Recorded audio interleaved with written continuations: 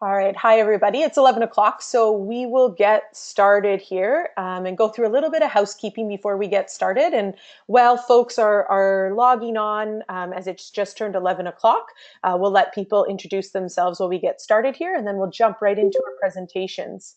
So just to get started, thank you so much for joining us for our No Doubt About Drought. Let's Talk About It webinar. My name is Corey Tull, and I am the organizing director for the Canadian Freshwater Alliance and the lead of the Our Water BC project. I'm based in Vancouver, BC, on the unceded Coast Salish territories of the Musqueam, Squamish, and Tsleil-Waututh First Nations. For those of you who perhaps this is your first webinar hosted by the Freshwater Alliance, a little bit about us. The Canadian Freshwater Alliance builds, connects, and supports freshwater initiatives across Canada. We work with NGOs, community groups, governments, and businesses to strengthen citizen voices and participation in protecting our lakes and rivers. We are a project on the Tides Canada shared platform. The message guide that was sort of the impetus of this webinar was through one of our projects called Our Water BC. And Our Water BC is a joint initiative of organizations and individuals working to make sure BC's water are healthy and thriving for everyone who lives here. So a few housekeeping items before we get started. Please mute yourself. I will do my best to keep everybody muted except for our presenters. Just helps to eliminate background noise because we definitely can hear you. If you'd like to ask a question of any of the speakers, please do. We highly encourage it. You can ask your question in the chat box. And we will be monitoring those questions, and we'll do our best to get all of those questions answered. Well, we will have a discussion period at the end once all three of our presenters have spoken. If you are calling in and you are not on your computer and therefore do not have access to our chat function, you can email me your questions directly, and I'll do my best to make sure we get those questions answered as well. And so my email address is Corey, Coree, at freshwateralliance.ca. So this webinar will be recorded, and we'll make sure to share this with everyone who's attended as well, just for your future reference if you want to come back and listen to it, share it with friends and colleagues. So I'm really excited about this webinar today. It's been a long time in the making. And so on August 2nd, the Our Water BC team at the Canadian Freshwater Alliance launched the 10 Essential Messages About Drought message guide to help make the connection between the problem of drought in BC and the opportunities we have to build resilience in our communities in an era of water insecurity and extreme weather. So if you haven't downloaded the message guide yet, no worries at all. I have included a link. You may have to scroll up a little bit to the top of the chat box. I'm happy to put it into the chat box again once the presentations get started. It's a great resource for your organization and for yourself to communicate about drought and water issues in our province. If you haven't downloaded it, no problem. This webinar will totally cover the high-level pieces, and you can then go back to the document for yourself afterwards. So this webinar is really in response to the drought message guide we got from our community. It's been absolutely amazing. And so in an effort to really dive a bit deeper and look at practical examples of drought in our communities and how we can do better to talk about the impacts and effects, we bring you the No Doubt About Drought webinar. So we have an amazing lineup of speakers today. Just before I go, there's a couple people up in here that aren't muted, so I'm just going to go in and mute them. There we go. So we have an amazing lineup of speakers today.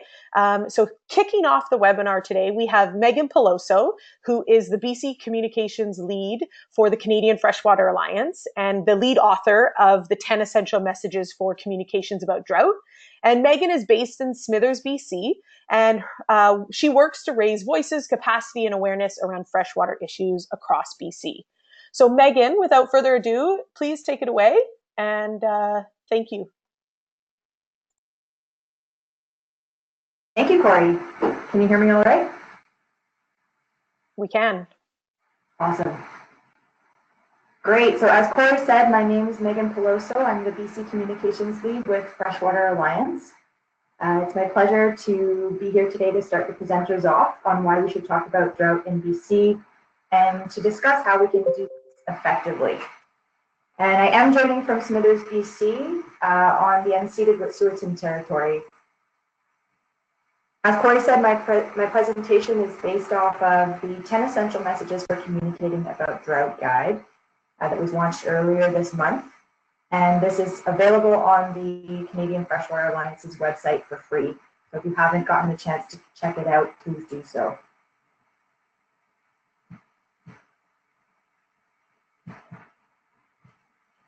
So I'd like to start with the current public narrative, or as someone put it, the story of now.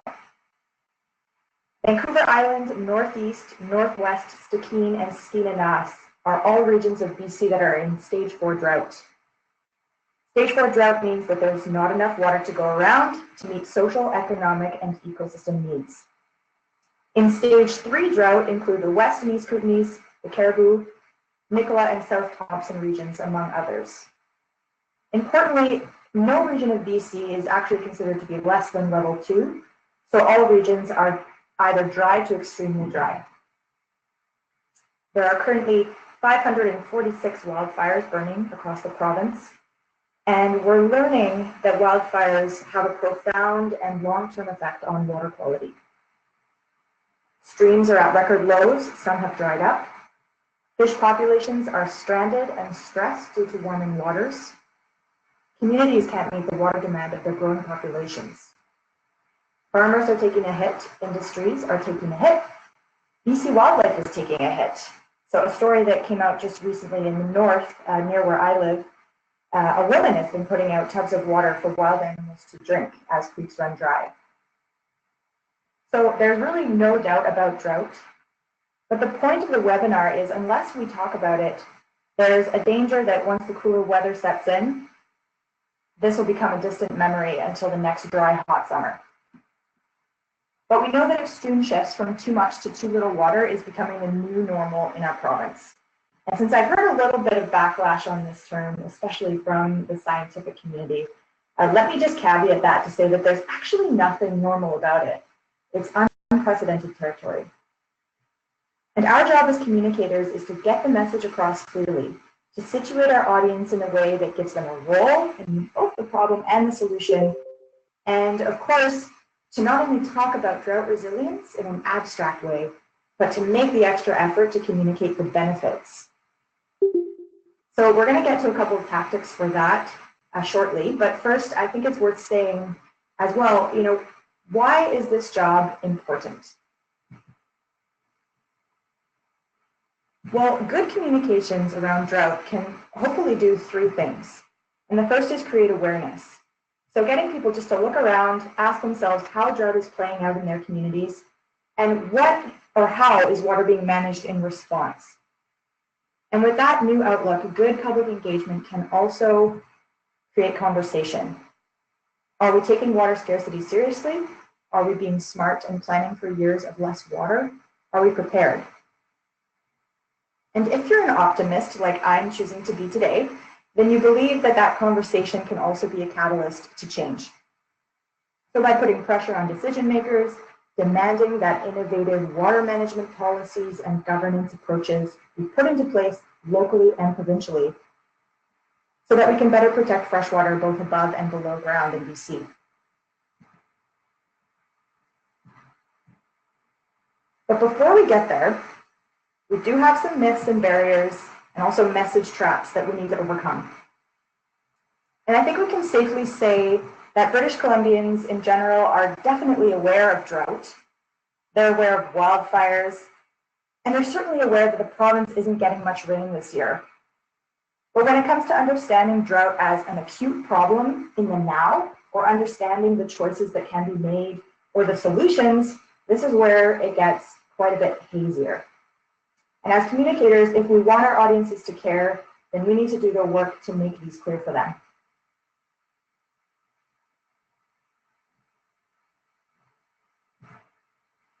We also know that the current popular messaging around drought can be a little less than inspiring. And there are a few traps that we can look for and ideally avoid when we communicate about drought. For instance, crisis-oriented messages. They might lead to quick and easy actions, but by nature, they're not enduring, and they're not likely to lead to the kinds of long-term policy changes that would prepare BC communities for drought in the future. We also know that there's a gap and a need to talk about the systemic problems at play when water is being mismanaged, not just in drought, but in all seasons. And it's also true that if we only talk about the problems and don't offer solutions, this is frankly a recipe for a public audience that is overwhelmed and disengaged and depressed. So 10 Essential Messages for Communicating About Drought is a guide that we set out to create at the Freshwater Alliance to offer a framework to overcome the myths, message traps, and barriers, and to offer more or less a ready-made template for communicating not just the problems, but the choices and solutions that can hopefully be a starting point for conversation around drought in our communities. And the idea throughout the guide is really to accomplish this in a hot minute. So we're assuming that not everyone has a platform to be able to wax poetic, and if you do, please, by all means, use that. But in this guide, we've really focused on giving simple and straightforward language tips that are accessible to people from all walks of life. And one key way that this guide is structured is that the 10 messages that you see on the right-hand side are actually structured into challenge, choice, and opportunity messages. And this is a powerful strategy that I didn't come up with. It's based on Marshall Ganzi's theories of how we can use narrative to build the leadership we want to see. So a good narrative will include challenge, choice, and opportunity messaging. And at the beginning of this presentation, I was definitely challenge heavy at talking about drought, wildfires, parched wildlife. And so that is an example of not a great way to end things. We do need to start, though, by admitting that drought is a problem or a challenge. So, for example, a problem message might be drought everywhere in BC, even on the wet coast. Vancouver Island has been declared in level 4 drought, and this means there's not enough water to go around. This is a problem statement that naturally leads our audience to thinking about trade-offs or choices. If we stay at the problem and we don't carry the audience into a small set of decisions that could be made, they risk losing them right here and having no action take place. So we want to frame the choices for them and make things simple. The guide also looks at choices located at different scales: the individual, the group, and the urgent need to act. So what government leadership might look like in the context of water scarcity, and what First Nations reconciliation is in terms of a key step in managing drought, how more and better all-around science is needed. These are some of the angles we pulled out in the guide, but you can choose what angle is most urgent and important for your community and your message.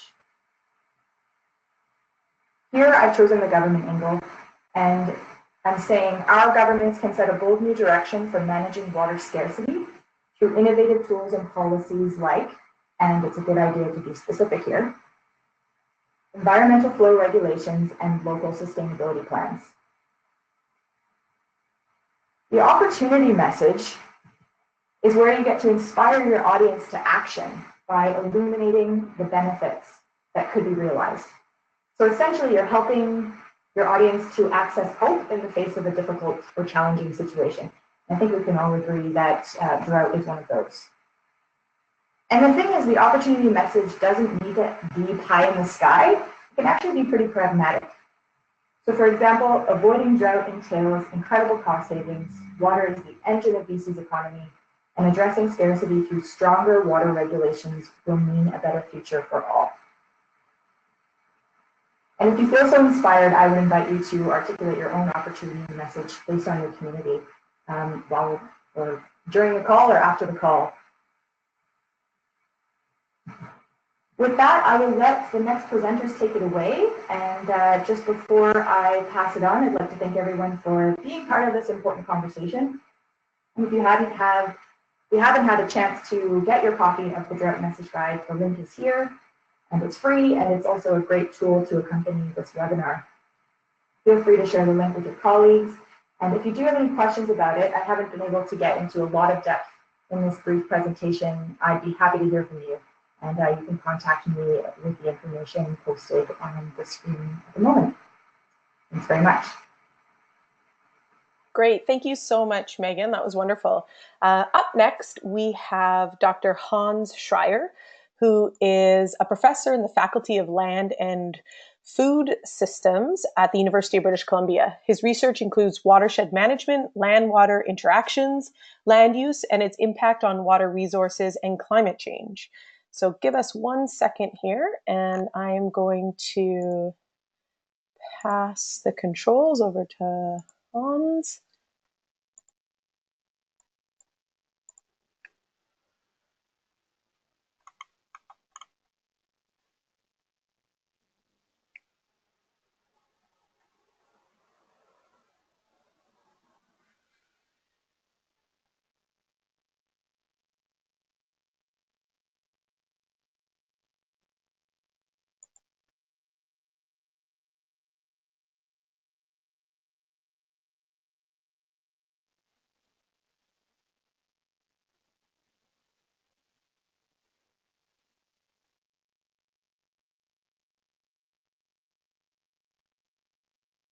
Just let me know if you need a hand, Hans, with, oh, there we go. Perfect. All right, we can see your screen now, Hans. I can't hear you though.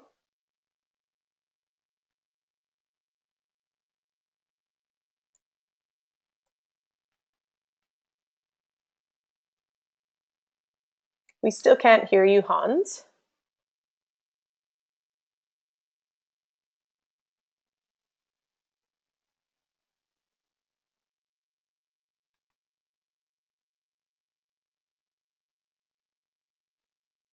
You did something last time, Hans, that helped us hear you. I'm not sure if that would work again this time.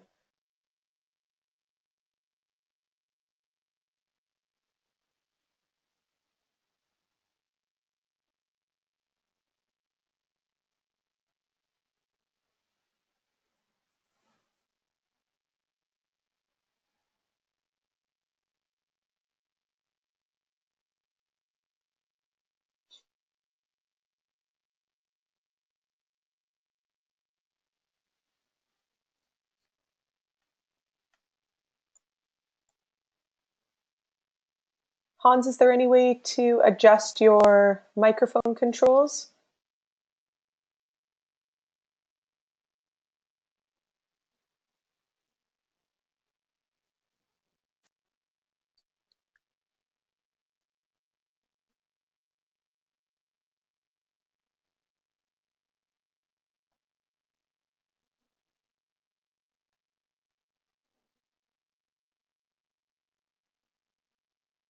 We still can't hear you, unfortunately.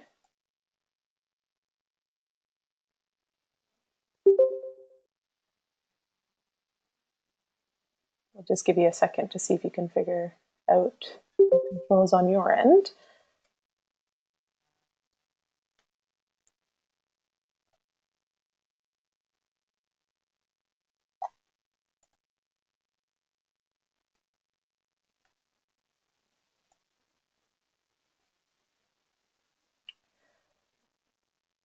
Hans, perhaps we could jump to Jeff, and then maybe we could get you to call in so that we can have your audio over the phone.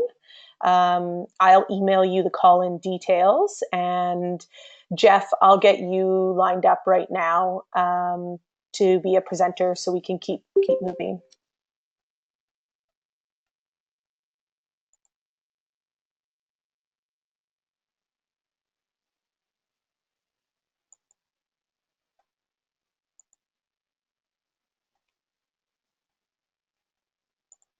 So we're going to jump over to Jeff Moore, who is an environmental analyst and technician with the Cowichan Valley Regional District and the lead architect of New Normal Cowichan. Jeff lives and works out of the Cowichan Valley. So let's make sure that Jeff has some audio. Jeff, you should be unmuted now. Okay, can you hear me? We can hear you, Jeff. Perfect. Thank you. Take it away. Okay. I'll get started, and then hopefully we can come back to Hans at the end. So I'm going to be talking about the new normal, which is a drought communication strategy that we put together several years ago in the Cowichan Valley Regional District, or the CVRD. I can get the slides to advance here. There we go. So I'll start off. I'll talk a little bit about drought in the Cowichan Valley and what the impetus was for us to develop this strategy. Talk about communicating the new normal, so go through what the website is and some of the rest of the campaign, and then talk a little bit about measuring success and some of the challenges that we have with the campaign. So to start off, as Megan alluded to, yeah, drought is an issue, even out here on the wet coast. We do hear people say, well, how can it possibly be drought? You live in a rainforest, and we do get over 3 meters of rain in some parts of the region. But the problem is all about the timing, that we get about 80% of that rain between October and March, and only 20% of it between April and September.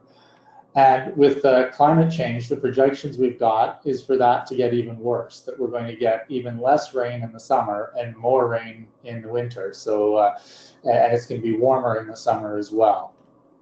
That's also going to lead to lower snowpack. Pretty much by the 2080s, we're not going to have any snowpack at all. We've got the hotter, drier summers, and then we've also got increasing demand from all kinds of different users. Growing population, the agricultural community, and industry.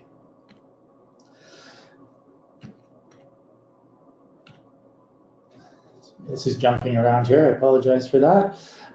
So the focal point of drought in the region is the Cowichan watershed. This is the largest watershed in the region, makes up about a third of the region, and about half the people in the region live there, centered around the city of Duncan and surrounding municipality of North Cowichan. And this is really the focal point, is the Cowichan River. It's a Canadian heritage river, and it's got all kinds of different demands on the river. It's a very important fishery for First Nations, heavy recreational use, agricultural use. We've also got a major paper mill that's drawing about 1 million cubic meters a week out of this river. And because of climate change, there isn't enough water to last through the summer anymore. So we're really running into some problems there. But the issue of drought is really region-wide. It goes well beyond the Cowichan watershed. And that's what led us to develop the new normal strategy. So it started coming after the summer of 2014, where we had drought conditions, and we pretty much have every summer since then. But in 2014, there was a bit of panic about the drought conditions. Multiple agencies were attempting to respond, but it was all trying to put out fires, not literally, fortunately, but just all kinds of different issues coming up with the drought. And the resources were spent with the immediate crises rather than advanced planning. So at the end of that summer, we were asked as the CVRD to take the lead on a regional drought communications strategy. We came up with the new normal drought communication strategy, working with some branding groups to do this. And the purpose of the strategy is awareness and education, to try to both let people know what's going on, but also to encourage them to act and to change their attitudes towards how they use the water as this limited resource. And also to come up with a communications tool that isn't going to drain all the time that we've got as an organization. The new normal, it's a multimedia campaign. So it's got a website, we put banners up around the region, made up a whole series of brochures, had those little door hangers we could distribute to houses and to businesses, social media, and reaching out to the public and to interest groups.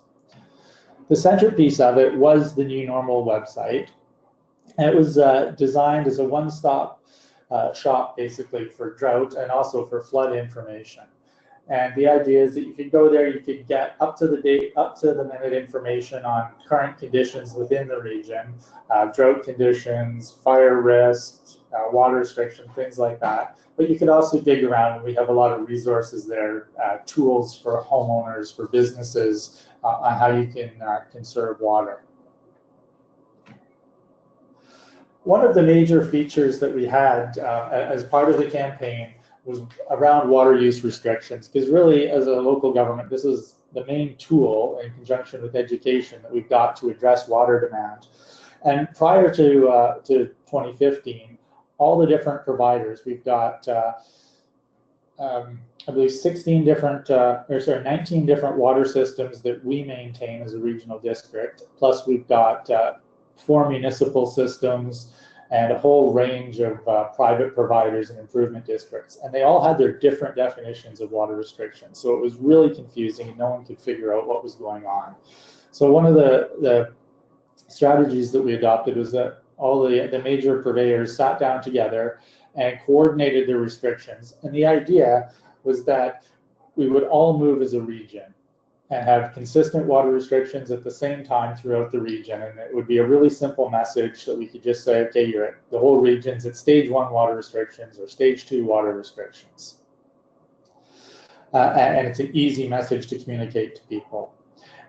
That almost worked, but we found that in some cases, local conditions meant that certain water systems had to move to a higher level of water restrictions before others. So we had to change the message a little bit to say, well, there's water restrictions in effect across the region.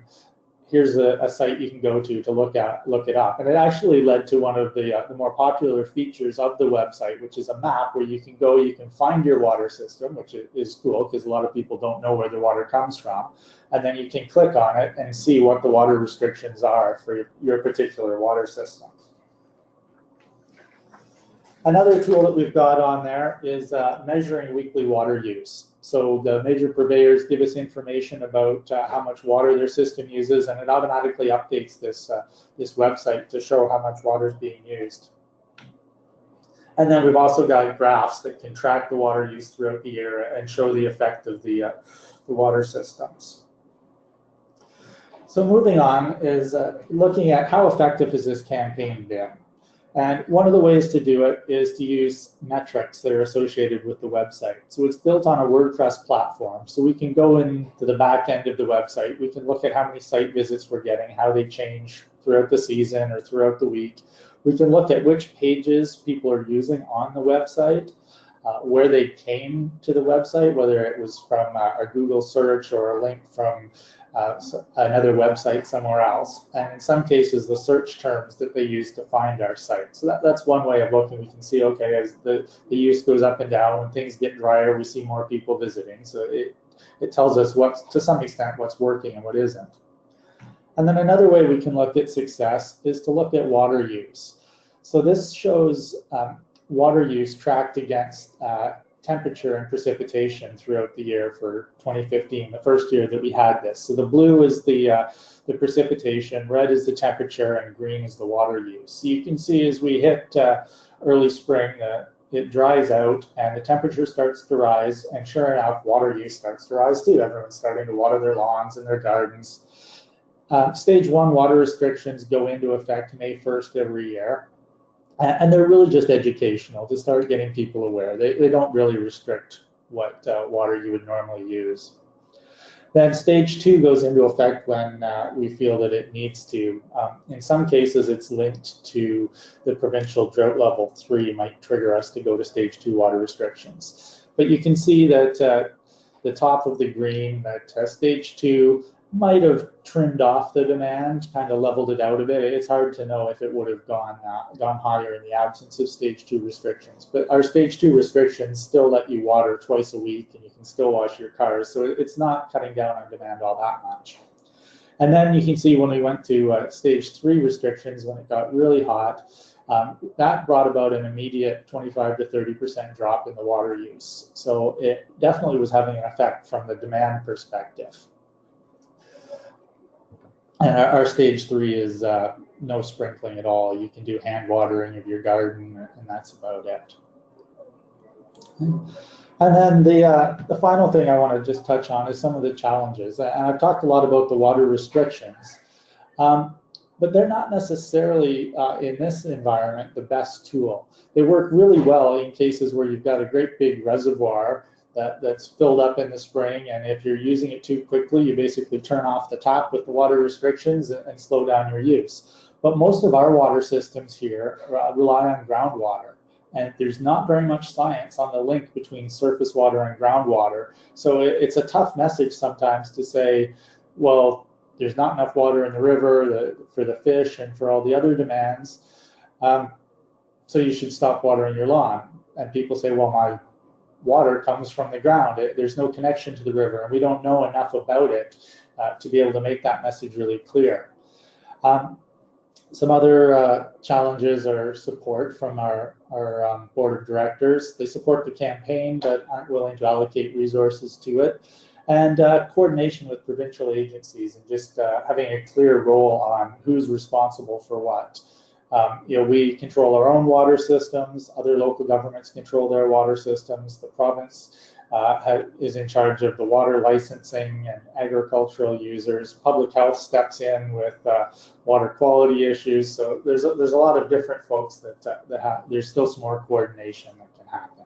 So that's all I've got for this. So hopefully we've got Hans on track for his, and then we'll be back for some questions at the end. Amazing. Thank you so much, Jeff. That was wonderful. Let's just see here. I think we've got Hans. Hans, I believe that we've got you on the phone. I've just unmuted you. Okay. Oh, wonderful. You're there. Okay, perfect. Let me just change you to be the presenter so we can see your slides. Thank you, everybody, for bearing with us just as we work through some of these technological challenges, which always happen once you're live. They always seem to work beforehand, right?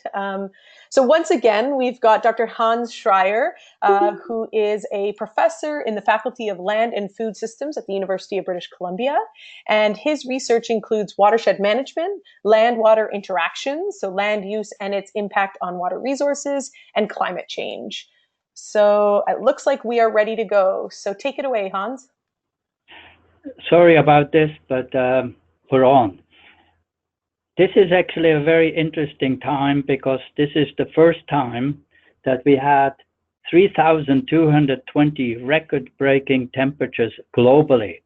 Usually we only have drought somewhere in one part of the world, but this year has been just about anywhere in the world, as you can see on the map. And the worst case scenario for a drought is not only high temperatures, but low precipitation, low moisture holding capacity in your soil, and of course, the length of time the drought persists. And our biggest challenge is we never know when the drought starts, and we never know how long it will last. And so these are the main challenges which we face. So if you plot up the temperature, the monthly temperature versus the monthly precipitation, I'm giving you a number of examples here in BC, and I plot up a 100-year record. The red dots is showing you what has happened in the last 10 years. So if you're up here on the graph, this is cold and wet, this is cold and dry, this is hot and dry, and this cold and dry, dry. So all of these, 7 out of the last 10 years have been hot and dry in Nakusp, and same thing in Abbotsford, same thing in Creston. Creston, it's 5 times out of the 10 years, and in terms of Cranbrook, the same thing. So there's clear evidence that we're getting more high temperatures and droughty conditions. If you look at the records which have been broken in the Columbia Basin, I'm plotting up 7 stations which have a 100-year record. And if you look at the numbers on the top, that's the mean maximum monthly temperature. All of these records were broken in the last 10 years. And what is interesting is it's almost every month. It's not just in the summertime. If you look at the minimum temperature, they have actually increased the same.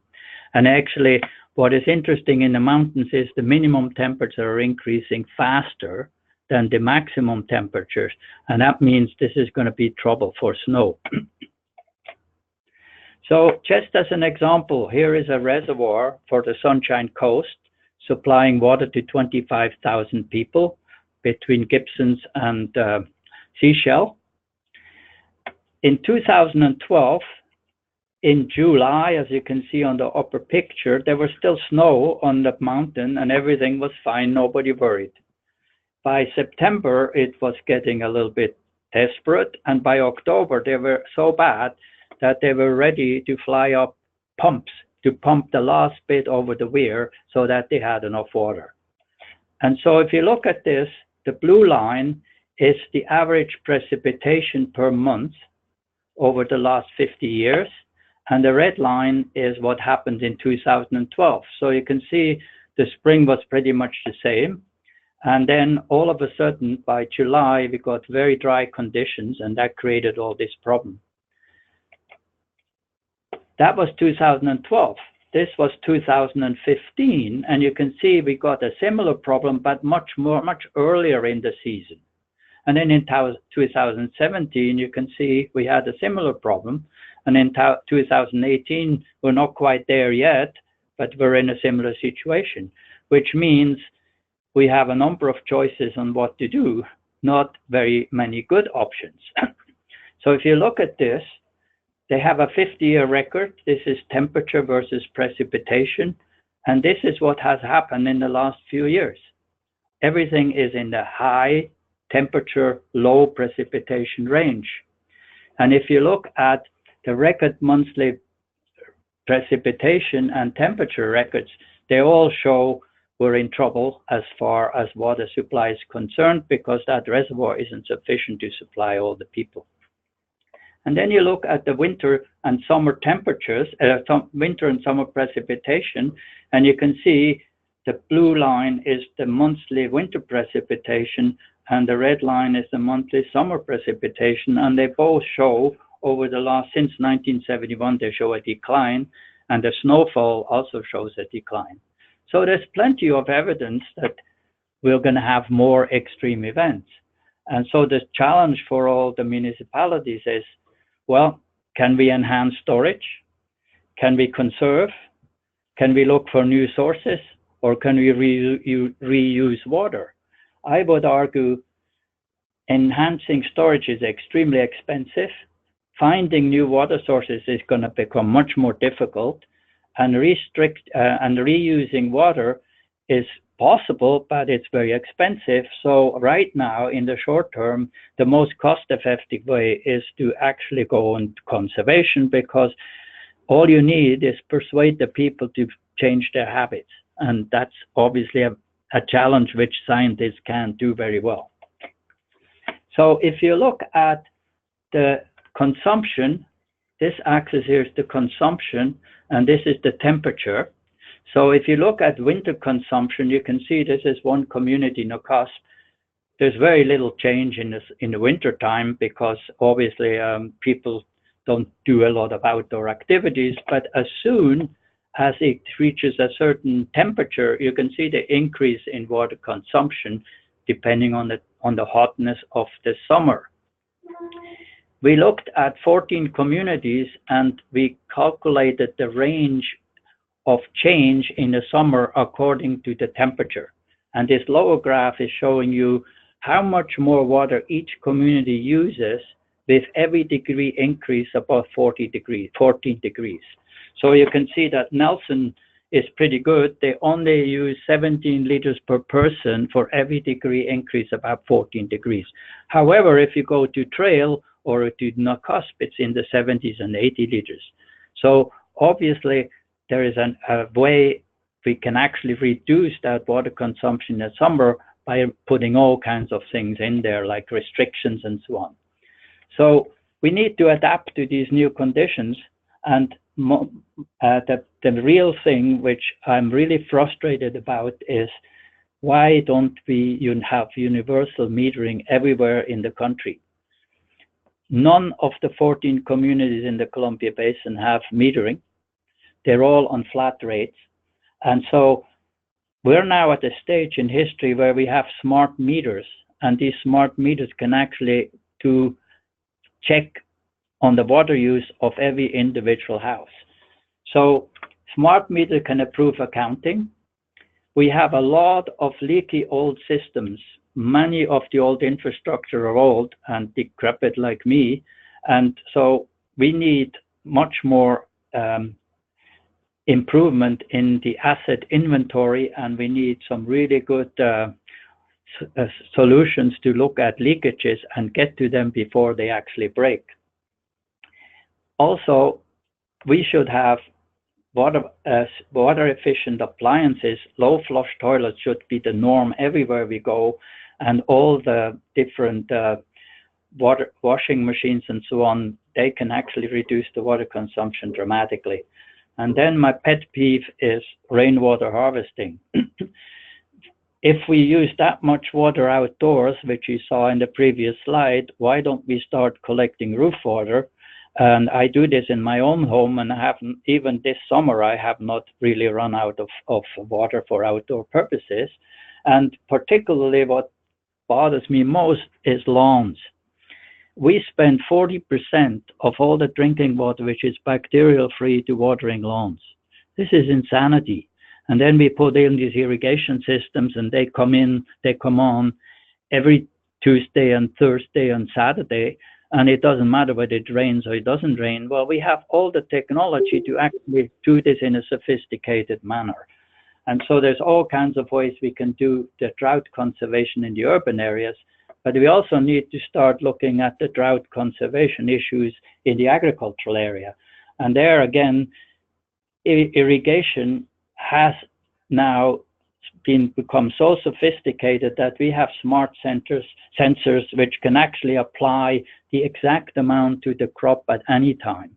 And Southern Alberta has actually done a phenomenal job in improving their efficiency in irrigation, but we should do this in the Okanagan and in everywhere else in the country. The one particular problem is we have been reducing the organic matter content in the soil, and the carbon in the soil is really a fantastic sponge. It absorbs a lot of moisture, it holds the nutrients and so on. So we should have agricultural practices which increase the carbon content to the soil, and that will help you against drought. Water efficient crops, when we alert people that there is going to be a real drought, we can actually produce crops which are water efficient. So for example, corn and wheat don't take a lot of water, neither does potatoes. So if you have some advanced notice, you should actually shift your crop production. Meat is probably the most water consumptive way to do this, and we should start encouraging people to reduce the meat consumption. I'm not telling everybody to go cold turkey on beef, but what I'm telling people is reduce your consumption, because you not only save water, but you improve the water pollution problem in the whole country, and you also reduce the generation of greenhouse gases.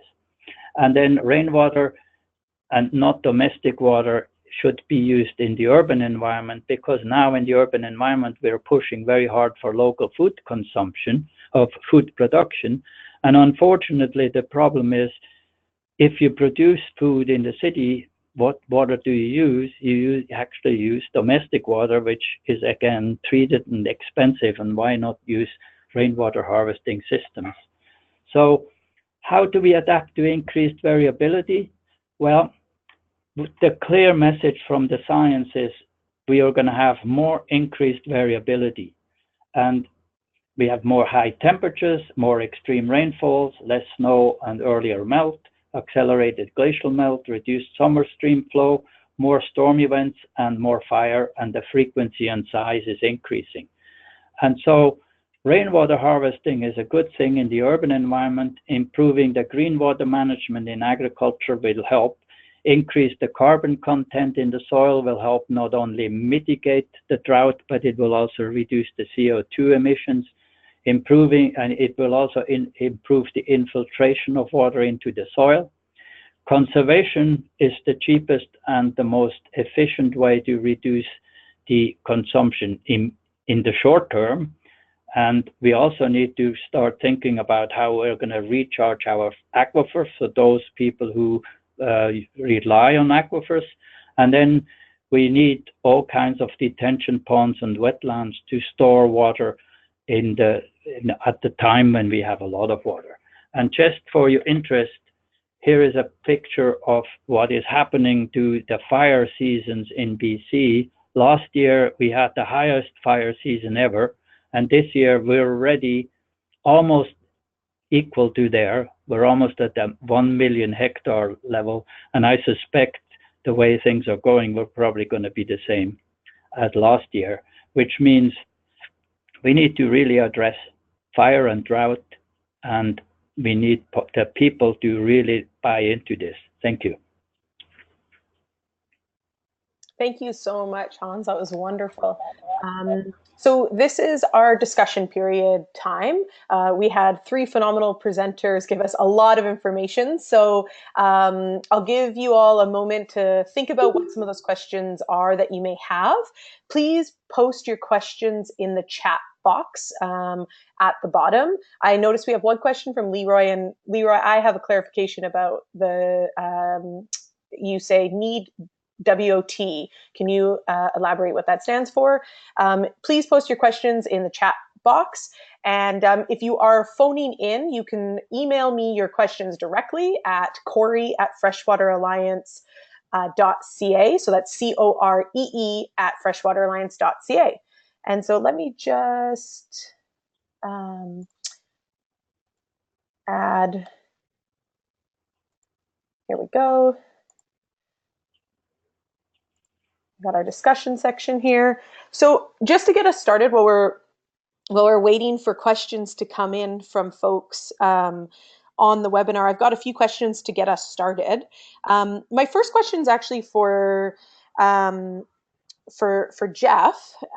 Jeff, you mentioned that through some of the engagement work that you folks were doing, some of the people in the community weren't, in the beginning, they didn't find the connection between the watering and the water use that they were doing, and that water was connected to the rivers in the nearby watershed.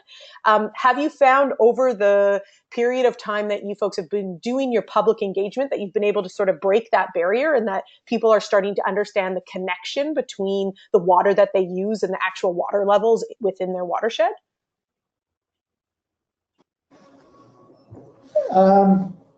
Well, I think a lot of people are still saying that there is no connection. We're working with the province to do some more studies to try to actually be able to see a lot more about what the connection is. Like, we know a lot of the water systems are what aquifers they're drawing on, but we don't know a lot yet about how those aquifers are being recharged, and during different flow conditions, whether water is moving from the rivers into the aquifers or if it's moving the other way. So I think just having the science to back it up will help a lot with our messaging.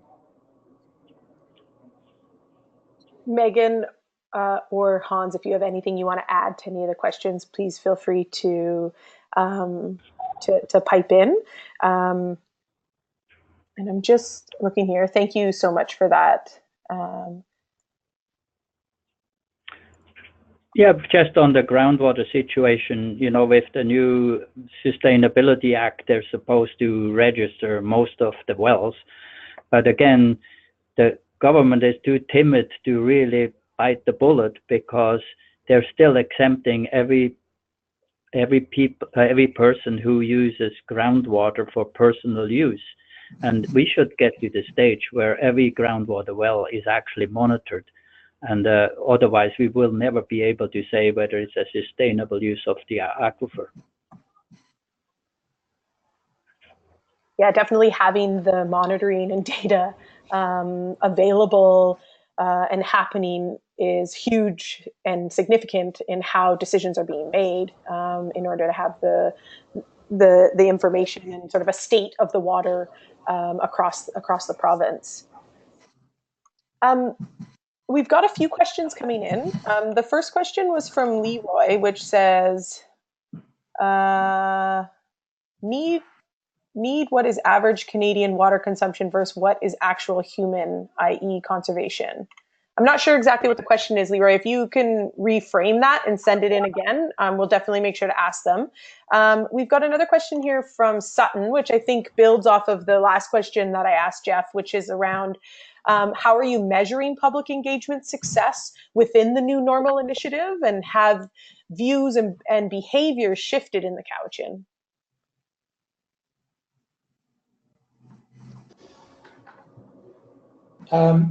Well, I guess a lot of the way we're doing it is seeing how many people are visiting the website. There doesn't seem to be a lot of resistance to the water restrictions. A lot of people seem to be following them. You see comments on social media sort of calling out some people that aren't following the restrictions. Another point, going back to the groundwater issue, that following up on what Hans was saying, perhaps, is that the water restrictions don't apply to groundwater, to people who are on their own wells or have their own water licenses to draw surface water. So that's a gap that could be there. I'm not sure if that gets to the question. Yeah, that's great. Thank you.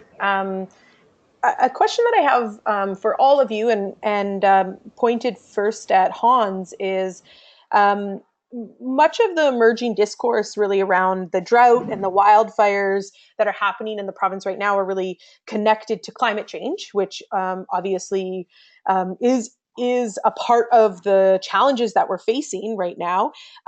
What do you think happens when we try to use drought as an entrance into policy discussions, or take a more water management lens to those conversations? Well, I think we have made a big mistake. We told everybody it's going to get on average 2 degrees warmer over the next 30 years.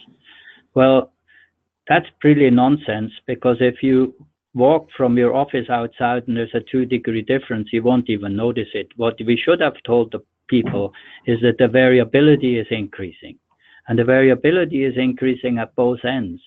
We're going to have more hot and more cold and more wet and more dry conditions, and that's when everything is happening. That's when all the problems are starting.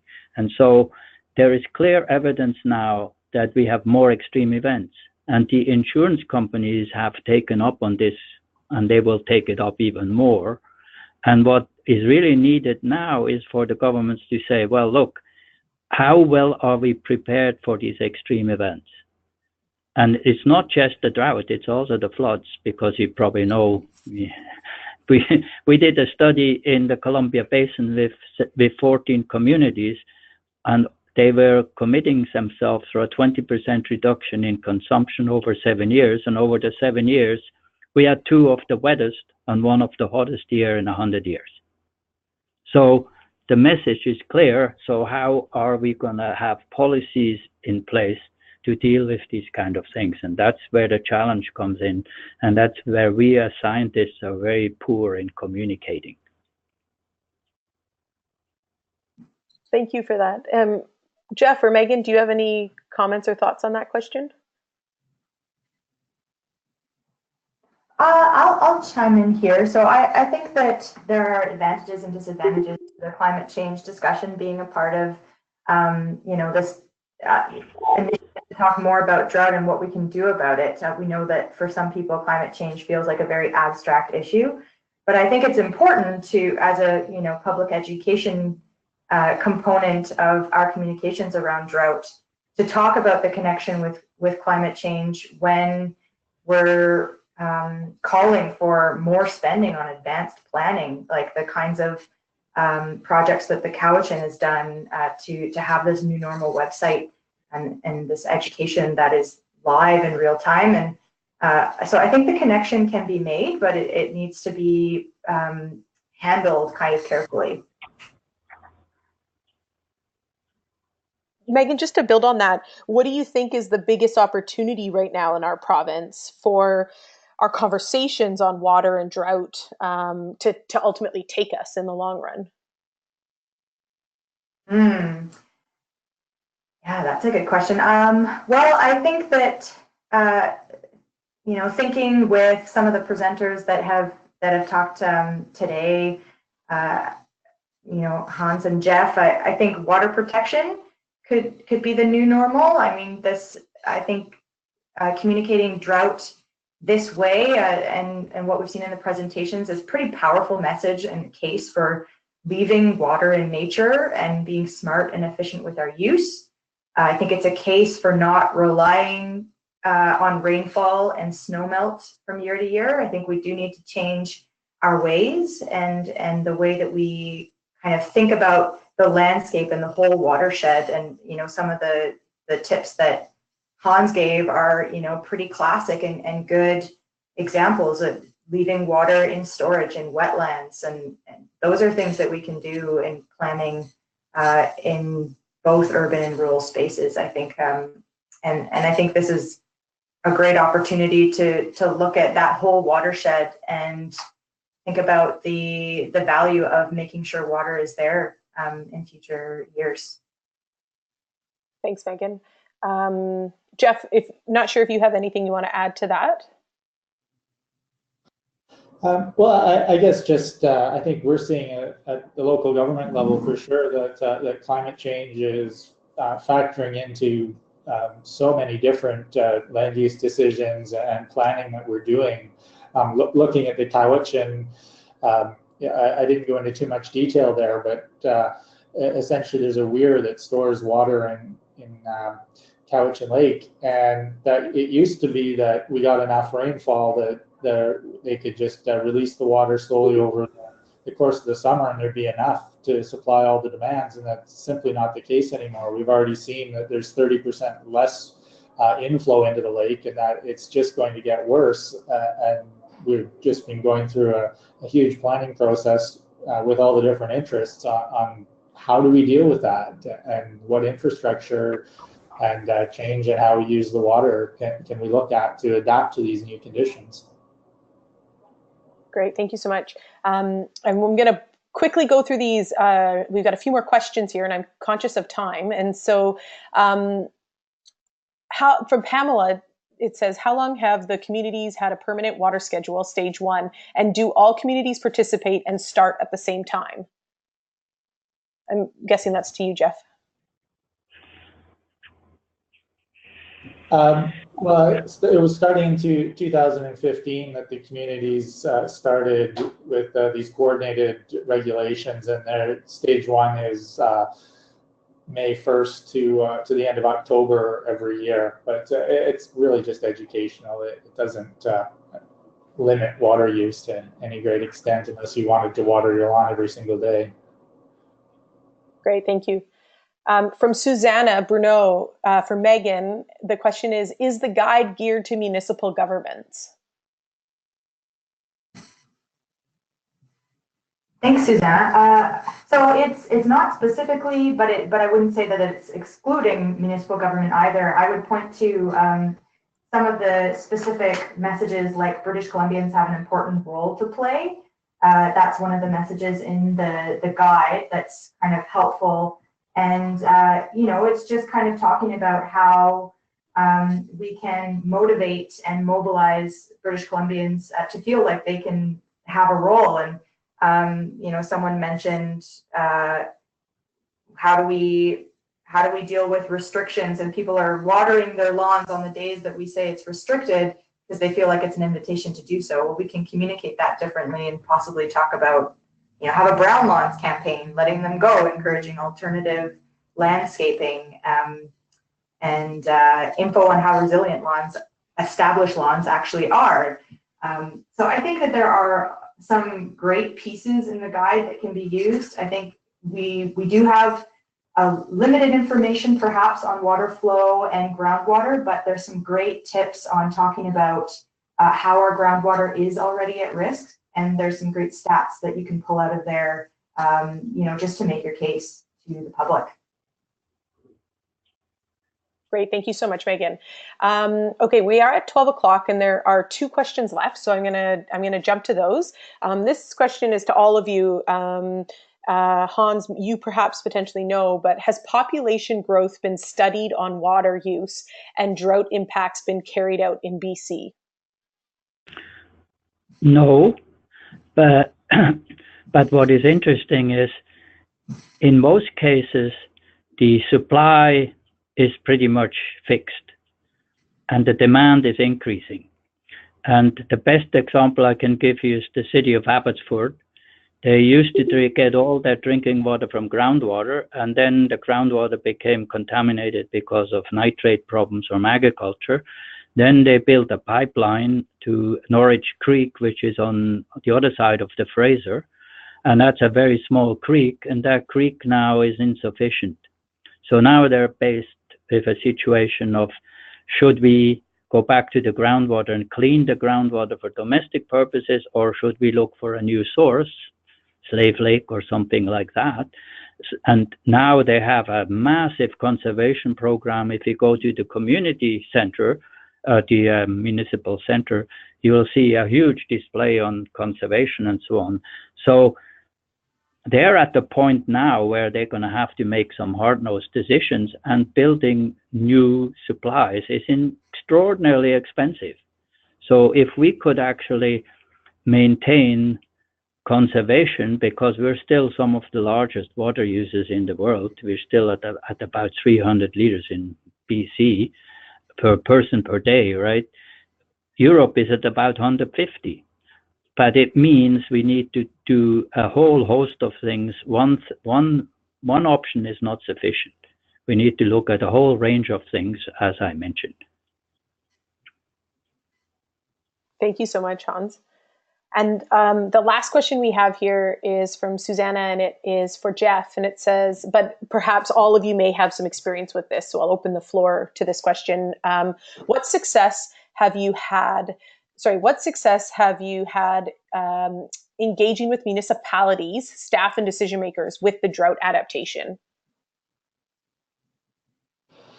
Well, I guess with the water use, a local stewardship group, in a sense, I guess they could be partly called the Cowichan Watershed Board, came up with a water challenge several years ago, and they challenged all the water systems in the region to reduce their water use by about 30% over 5 years.